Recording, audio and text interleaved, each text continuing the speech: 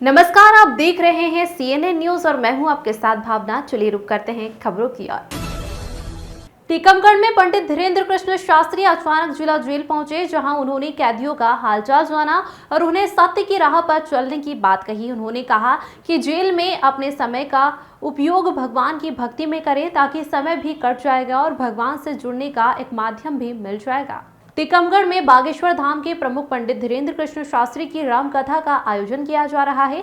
यह आयोजन जेल से कुछ ही दूरी पर चल रहा है। जेल में रहने वाले कैदी बाहर लगे साउंड से कथा का आनंद ले रहे हैं, लेकिन धीरेन्द्र कृष्ण शास्त्री के दर्शन से वंचित है। हर कोई उनके दर्शन कर मिलना चाहता है। ऐसे में जेल के अंदर बंद कैदियों की ऐसी अभिलाषा पंडित धीरेन्द्र कृष्ण शास्त्री ने पूरी कर दी।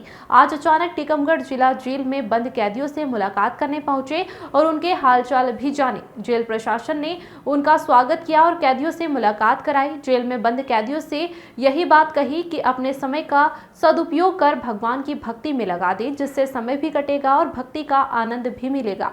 यह ईश्वर से जुड़ने का अच्छा समय है, इसका सदुपयोग करें। साथ ही उन्होंने जेल में कैदियों को यह नसीहत दी कि अपराध से दूर रहना है और समाज के हित में काम करना है। यहाँ से जाने के बाद यह प्रतिज्ञा लेते हुए जाए कि जीवन में कभी अपराध नहीं करेंगे। Bureau report. करके भगवान की भक्ति कर सकते। सजा में भी तुम मजा ढूंढ लो, सजा में भी तुम मोक्ष ढूंढ लो, सजा में भी तुम उन्नति ढूंढ लो, सजा में भी अंदर जेल में बैठे बैठे जब कोई चिट्ठी लिख करके पुस्तक का लेखन कर सकता है, पुस्तक बना सकता है, पुस्तकों का निर्माण कर सकता है समाज को सुधारने के लिए, तो तुम भी अपनी सजा में व्यर्थ समय मत गवाओ। खाने पीने और सोने में इन चार दीवारी के अंदर तुम भी ईश्वर के संपर्क में जुड़ना प्रारंभ कर दो, ध्यान करना प्रारंभ कर दो। फिर तुमको ये जेल खाना भी तुमको पूरी दुनिया नजर आएगी। तुम बंदी गृह में होते हुए भी मुक्त नजर आओ। तुम्हें लगेगा कि हम मुक्त हैं और मोक्ष की तरफ है, लेकिन ये जो जीवन है, ये जो तुम्हारे साथ बीत रहा है, ये एक दिन बीत जाएगा। तुम चिंता मत करो, ये बीत जाएगा। सबका बीतता है इस दुनिया में, जो रहता है वो बीत जाता है। कुछ भी स्थायी नहीं रहता, सब बीत जाता है। एक राजा रहता था एक जगह। राजा एक बार युद्ध करने गया और रास्ते में एक महात्मा की कुटी मिली।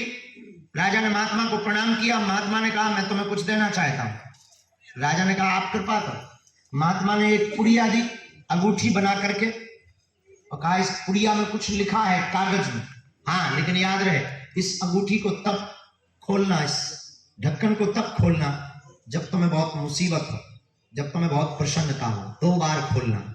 इस पुड़िया में जो लिखा है उसको समझना। राजा ने सोचा, ठीक है, ऐसे साधु तो मिलते रहते हैं, और राजा ने वो अंगूठी पहन ली। गया युद्ध करने।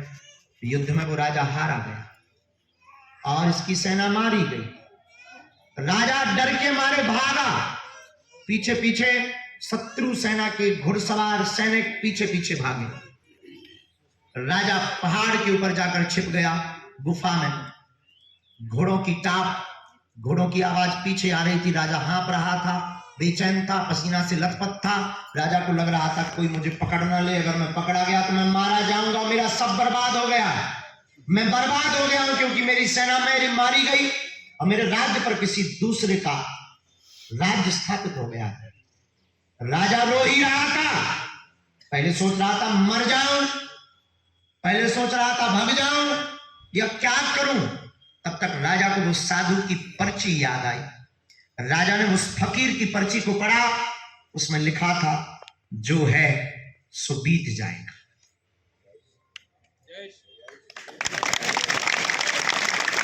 और उसने वो पर्ची बंद करके रखी और मानो भीतर के तार खुल गए। याद रखना, संत महापुरुष की एक वाणी ही काम करती है। राजा के दिमाग के तार खुल गए और पर्ची कह रही है, जो है सो बीत जाएगा। राजा ने कहा, मुझे टेंशन लेने की आवश्यकता नहीं है, क्योंकि ये भी बीत जाएगा। राजा चुपचाप बैठ गया। और सच भी है, जो घोड़े पीछे लगे थे वो कब चले गए, राजा को सुनाई भी नहीं दिया कि घोड़े कब चले गए। रात हो गई, थका मारा, सो भी गया। सुबह प्रातः काल उठा, छिपते लुकते अपने मित्र राजाओं के पास गया, मदद की गुहार की। मैत्री राजाओं ने इस राजा के साथ सेना भेजी और फिर से इसने युद्ध किया और फिर से ये जीत गया।